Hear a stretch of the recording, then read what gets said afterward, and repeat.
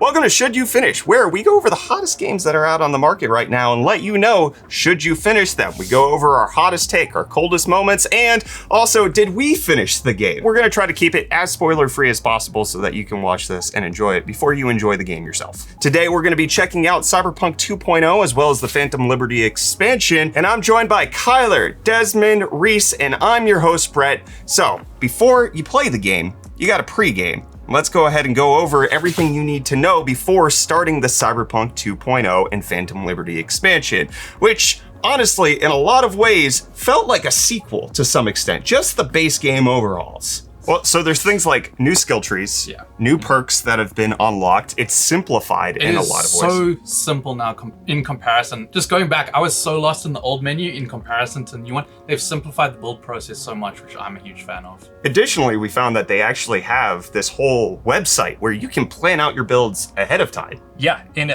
also it was nice to dip away at work a couple times and just click around in there. I didn't tell you about it, but I was when I went home. Right, yeah. Also, there's a bunch of changes that have come with vehicle combat systems. Mm-hmm. The crafting situation is completely different. I'm actually a huge fan of that. They've changed and made it way more accessible where it's not locked behind the skill trees like it was before. It's honestly just a better experience for those who are jumping in for the first time. Yeah, and then they changed the police system as well, making it so that it's kind of a little bit more like old Grand Theft Autos of past. Yeah. It used to be kind of, you could do the most heinous thing and the police are like, must have been the win. But now they're actually pursuing you, which is I'm going to talk about my experience really cool with the police in the game because I had a few moments that are a little questionable for me, but it definitely seemed like they were more responsive. Yeah, it definitely is a scaled tier now with the police system. 1 or 2 stars, you can still run behind an alleyway and they're just like, oh, okay, sweet. But once you get up there, it's something. Yeah. And we also want to answer the question, should you play Cyberpunk, the original base game, before you play Phantom Liberty? Reece, Kyler, you guys are the ones who played the Phantom Liberty expansion. I did not finish the base game before I jumped into this one, and I had no real problems getting into it.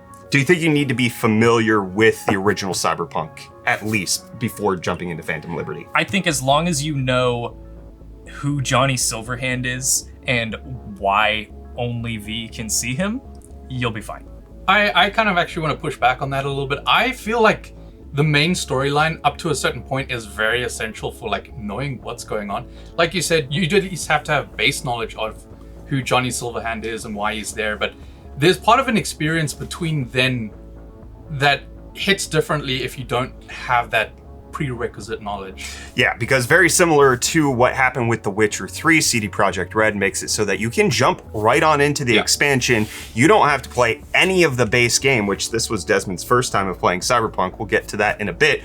So you're saying you definitely need to have a little bit more work up to it. You're saying just know who Johnny Silverhand is. Just play the game. Just get through the intro of the game and you should probably be okay. Also, is it tied to Edge Runners in any way, the anime that came out? It is not. I mean, they dropped the Edge Runners update in 1.6 where they added a couple of cool things, but as far as Edge Runners tie-in goes, it's there's some specs or there's some skills that are nods to the anime. But in the 2.0 update, not specific to Phantom Liberty. Just a few icons on the skill tree. Okay, well now it's time for Spec Sheet, where we're going to go over our playthroughs, what difficulty we played it on, what you need to know about our experiences with the game so that you know where we're coming from. So Desmond, you're the newest member of the crew. Let us know how you play Cyberpunk and what was your basic approach? It was a really smooth experience, especially considering that when I played it, it was on the 1.0 launch on a backwards compatible PS4 port on a PS5. So it was much different experience. Yes. So it was really, really a lot better for me, especially since I got to the part where I actually stopped playing the game, which coincidentally was right before the title screen hits. I got to that point and I just fell in love with the game in a way that I was not able to appreciate because it was just glitch after glitch after glitch when I played it before. Cool. Kyler? Well, I have tried playing the game a few times. Could never get into it, so I just played on normal so I could get through it as quickly as possible. I went Street Kid because that's just what I've always picked. I don't know why.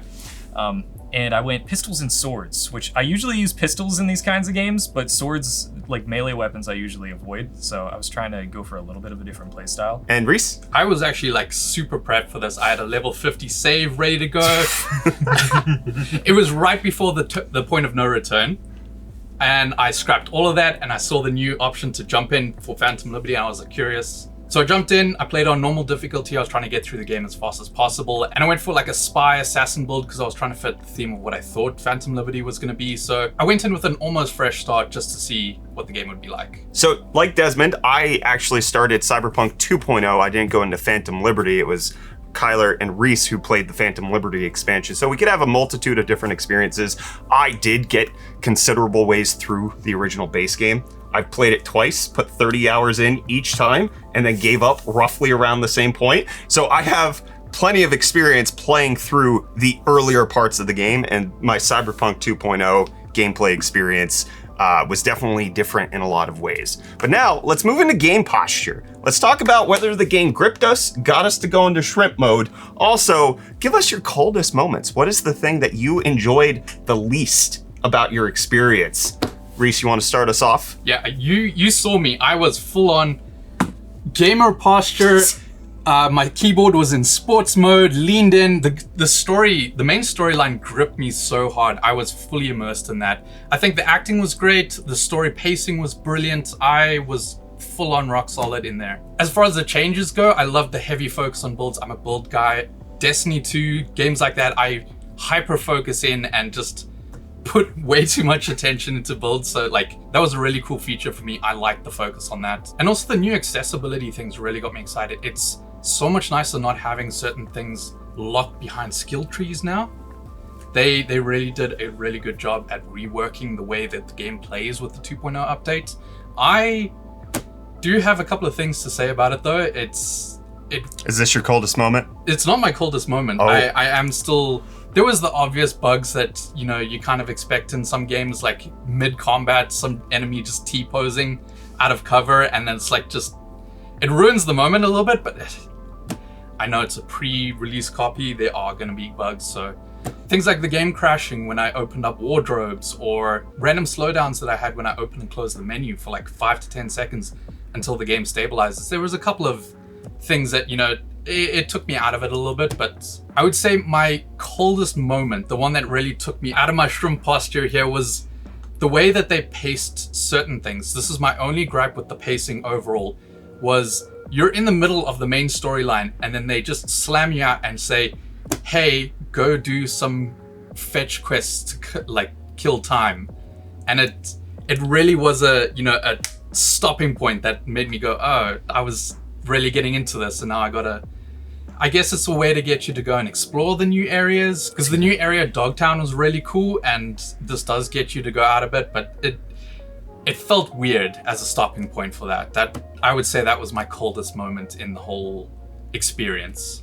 I have very mixed feelings about what you just talked about, because they introduce a lot of side quests, new side quests exclusive to Phantom Liberty, that take place mostly, if not entirely, in Dogtown, which is definitely what they're trying to make you go do. But you want the main story to progress, and especially as we were trying to play it really quickly, it bothered me a little bit. The one thing about the skill tree that slightly disappointed me is the relic side of things. They've now unlocked that, but there's not much happening there. It's very, very basic. It does have some nice perks, but you have like 7 perks total, and I played through the whole Phantom Liberty experience, and I only got 2 relic perks the whole time. It's something that's there. It's not a game-changing upgrade to skills compared to the normal skill tree. And I want to hear from Desmond, the new initiation into Cyberpunk. Didn't even get to the title card on the first intro scene. How into it were you this time? So I was definitely into it. It was something different. It's been a long time since I played an open world RPG type of game. So getting used to those systems were fun for me, especially with how the build system, like you were saying, I was able to go in and instead of doing the stealth approach that you were saying you were doing, I was kind of just a wrecking ball.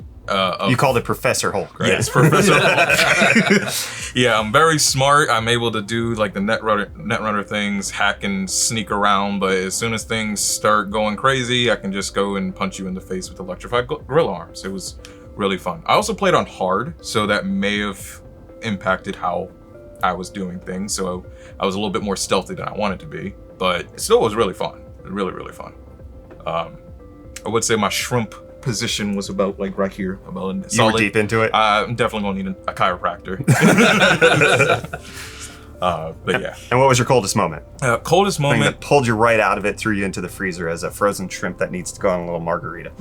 So, unfortunately, it was right when I started up the game. It was mostly just because the game's been what, out 3 years? About, yeah. So it's been about 3 years. I was expecting a little bit more love being given to the character creator, because the character creator, you have a lot of genitalia settings, but there's only 1 or 2 more for black hairstyles or texture hairstyles in general. But other than that, that's my only cold moment in the game. Everything else has been great. All right, Kyler, you're typically the shrimpiest of all. Wait, how shrimp did Cyberpunk have you? I could have been about here. Could have been about there. I can't translate that. That's been real. First of all, I want to address what you said about shrimps going in margaritas. That's not a thing. Where do they go? Tequila, daiquiris. No, you put them on a little. No, you put them in. They're called cocktail shrimp, but you don't put them in drinks. I get a little bit of open world vertigo with things like Cyberpunk and especially The Witcher. Can't get into The Witcher. Really? Yes. That being said, I really liked Phantom Liberty. I gave it a shot. I gave it a true shot, and I put the blinders on instead of trying to look at everything as soon as it was available to me. And I just eventually learned all the mechanics. That being said, probably my coldest moment is no tutorials. And maybe that's a pre-release thing. I used the quick start option because I didn't actually complete the main base game. And it starts you right at the beginning of Phantom Liberty whenever you're going into the new area. And usually there's a tutorial at the start of games like this, and this one, I was just kind of lost. I found myself clicking back and forth between the key bindings, changing a lot of stuff, and trying to figure out how I was gonna go about playing this. But I want to share that sentiment. Even though I did start from the beginning, I left tutorials and tooltips on as I was playing, just to be like, oh, if there's anything new, I want the game to teach me of what happened. And even from the base game, like there's very little in the ways of explaining how the new stuff operates. Yeah. Like you have to kind of reconfigure how you want to play the game just by figuring it out. Yeah. So that was your coldest moment? That was my coldest moment. Wow. My coldest moment was, so I've played Cyberpunk on every system, Xbox, PlayStation, PC.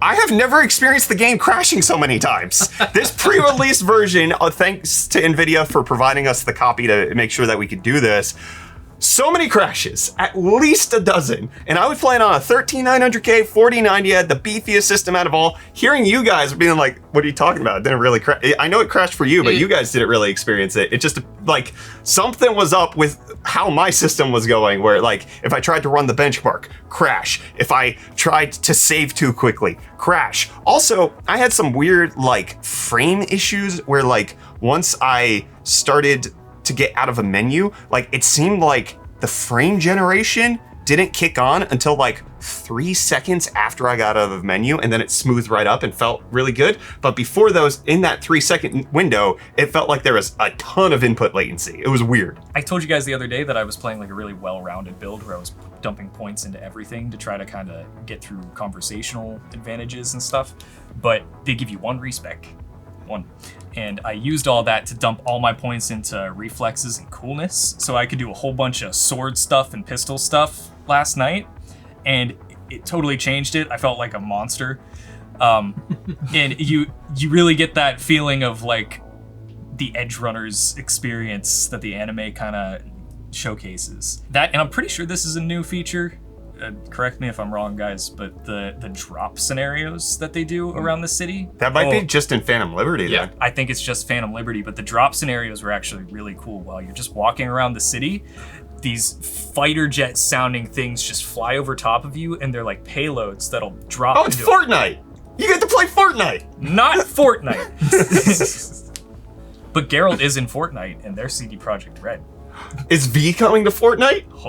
V looks different for everybody, so I don't know. Oh. Idris Elba in Fortnite. Anyways, but the payload goes into a hostile area, and they just have like nice loot. And if you want to go in and murder all these people and steal their loot, it's just totally It's Night optional. City, baby. It's just a random encounter that happens, and it's a really welcome addition. I think it's exciting when you hear it. It like shakes your brain a little bit if you got headphones on. And while I was playing, I realized this is just Jack 4. Cyberpunk 2077 is just what Jack and Daxter was leading towards. That makes so much sense. There's political espionage, a bunch of guns. It's overly edgy. Not enough time travel, or your dad being the, no spoilers. But No it's like- spoilers. Don't spoil Jack 2. 3. 2 had the time travel. 3 had the dad thing. because of time travel. True. Yeah. Established in 2. Yeah. Anyways, I think you're right. as far as glitches and stuff, I experienced basically nothing. The only thing is whenever you first see Idris Elba's character, get out of a car with him, and there was some weird traffic AI thing happening where Idris got run over like 5 times by the same car. Other than that, it was great. I had a lot of fun with it. All right, well, it's my turn. I started from the beginning.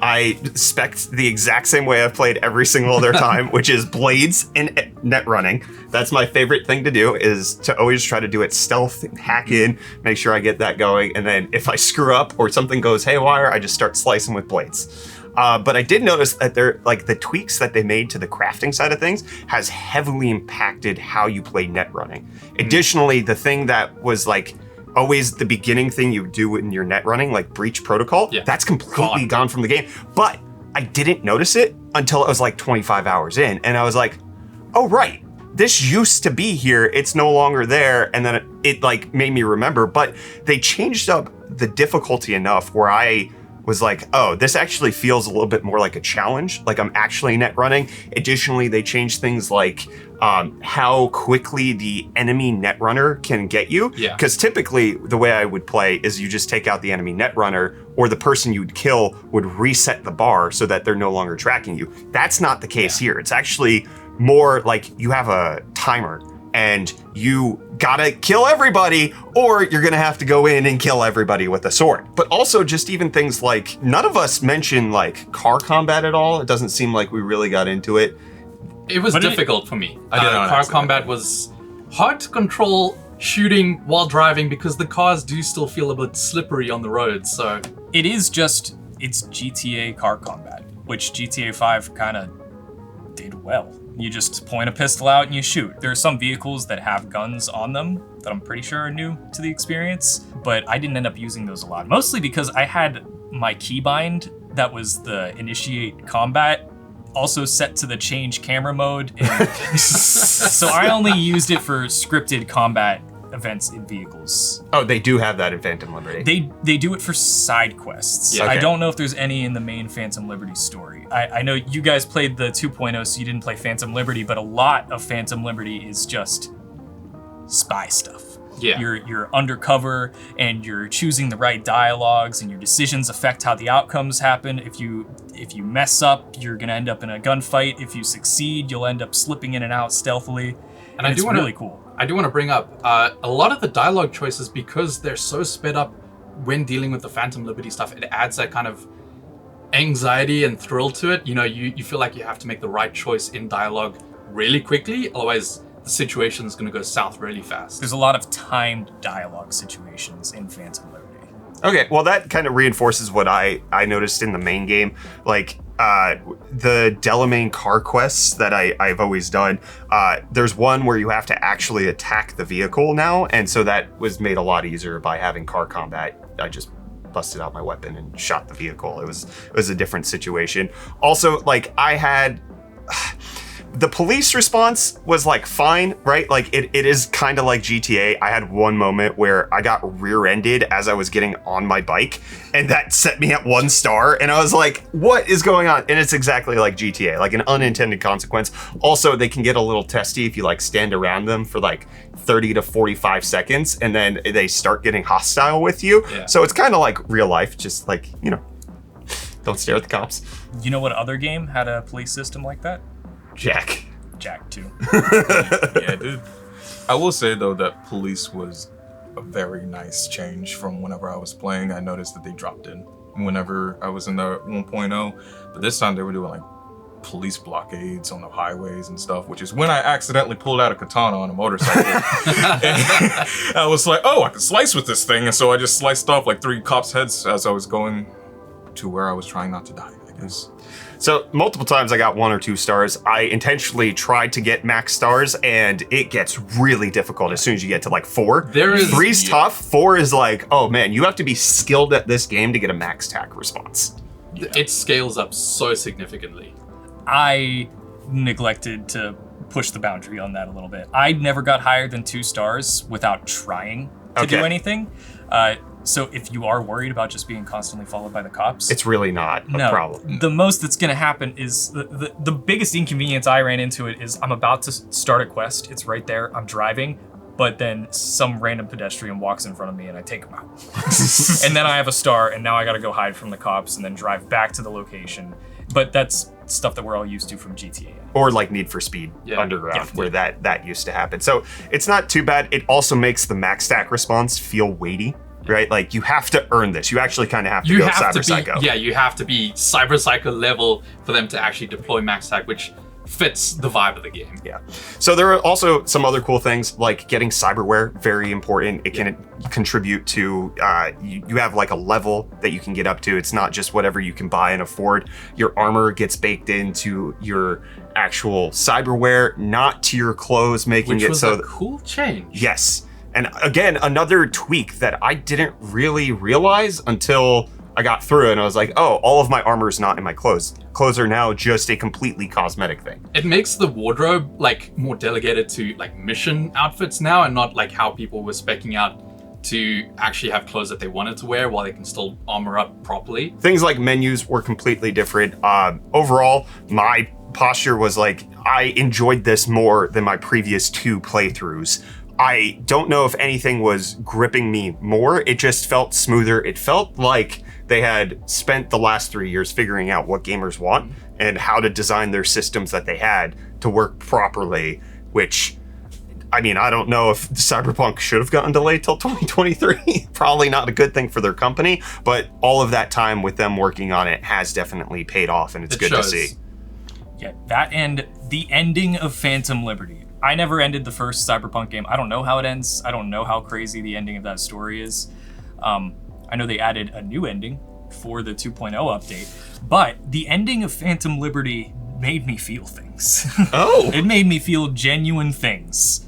All right, now it's time for Hottest Take. Let's find out what your hottest take is on the game. Get ready for this, guys. If you've seen the promotional materials, you know that there's some new vehicles in the game. I want to make a statement right here and right now that the Makagai mini truck, that thing they give you right at the beginning of Phantom Liberty, when you play it, you'll know. You'll know. It is the greatest vehicle that's ever been in a video game ever. Okay, I need to know, how much does it resemble the Super Baja? You should Google it. I'll leave the surprise to myself. Honestly, I can't argue that. I don't. Do you agree with this? I Reece? stuck with that car for the entire game. It doesn't look like it's a hot take, my guy. It's like a Baja, but even smaller. It sounds like it's right up your alley. I don't think you win hot take today. Reece, what's your hottest take? Idris Elba is far too detailed in this game. It's so jarring compared to the other characters that, like, when you're in a cutscene with him, it pulls you out of it. You're just like, oh my god, it's Idris Elba. Like, whoa. He's far too detailed, and it's immersion breaking. I don't know if they changed how they do the 3D scanning of... You'll see. He looks too good. Do you agree with this? Yeah. You guys suck at hot takes. You're both agreeing with each other. That and the... This just sounds like you're fanboying about Idris Elba. I got a hot take. Let's hear it. Why is it that Jackie is able to slam through walls with his cybernetic implants, and I have a power build, and I have no such options? All I can do is rip off doors. I can't break through walls. You think the destruction abilities in the game they don't go far enough? I feel like I should be able to do what all I can do as a giant meathead electrified gorilla man. That's all I want to do is just let me slam through walls and punch people's heads off. That's all I want to do. And then maybe run away at super speed, but that's just a bonus. Here's my hot take. The 2.0 update, while it is good, completely unnecessary in the game as it shipped was fine. Oh. I think the biggest problem was that they tried to ship it for consoles, last gen consoles on the PS4 and the Xbox One. They should have just scrapped those. But if you had a decently competent PC, everything was kind of overblown. It was mostly just the low end stuff that people were having a problem with, which is fine, but I find it weird that people are allowing that excuse for Starfield, but they're not allowing that excuse for Cyberpunk. Starfield runs good if you have a high-end system and you can actually make it work. Cyberpunk was exactly the same. I'll accept that defense. Okay, those were our hottest takes. Now it's time to find out, did you finish the game? And if you didn't, will you finish the game? Because there will be consequences that come on the next episode of Should You Finish if you don't complete the game by the next video. So, let's start with you, Reece. Did you finish? 2.5 times. My goodness, all I right. finished 2 different endings and I was busy right at the boss of the 3rd. Kyler, did you finish? I finished. I want to say it took me about 16 hours to finish, so pretty beefy, not bad. For an expansion, yeah. Yeah. And I kind of want to play it again. Do you okay, so I'll toss this off to you. Will you finish the base game? I think so. You have to commit right now, yes or no? Oh, I have to. You have to commit. Completing the base game Yes. before the next video. Yes. Damn it. Yes, I will finish the base game. Wow. Yes. All right. Desmond, did you finish? No. Will you? Yes. Okay. Absolutely. Are you gonna also finish Phantom Liberty? Yes. I am very excited to see what this expansion is all about. Okay. I did not.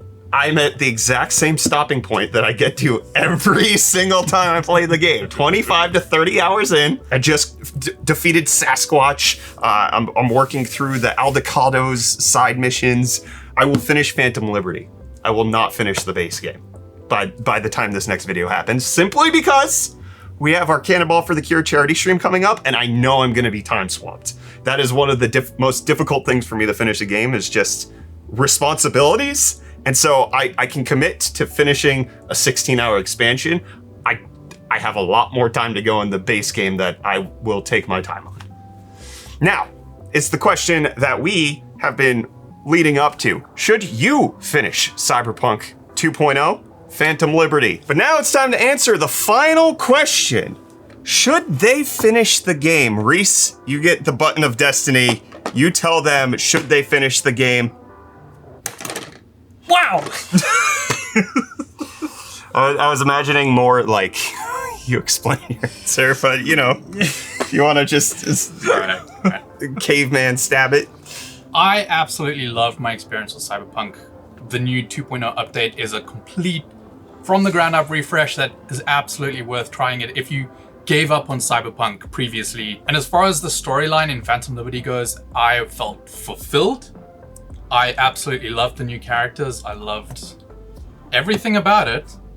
So it's a smash. All right, Desmond. I passed it. Should they, the viewers at home, finish this game? Well, considering I am loving it since coming back from 1.0, I definitely believe that you should definitely go into Cyberpunk and finish this game. I'm gonna give it a certified smash. All right, Kyler, should the people at home finish this? I think if you're thinking about playing Phantom Liberty, you should definitely finish it. The Cyberpunk base game, I don't know. But Phantom Liberty, smash. I think it needs a lot for somebody to actually want to finish the Cyberpunk game. You have to be into open world RPGs. You have to be into GTA systems. You have to be into heavily customizable RPG role-playing elements.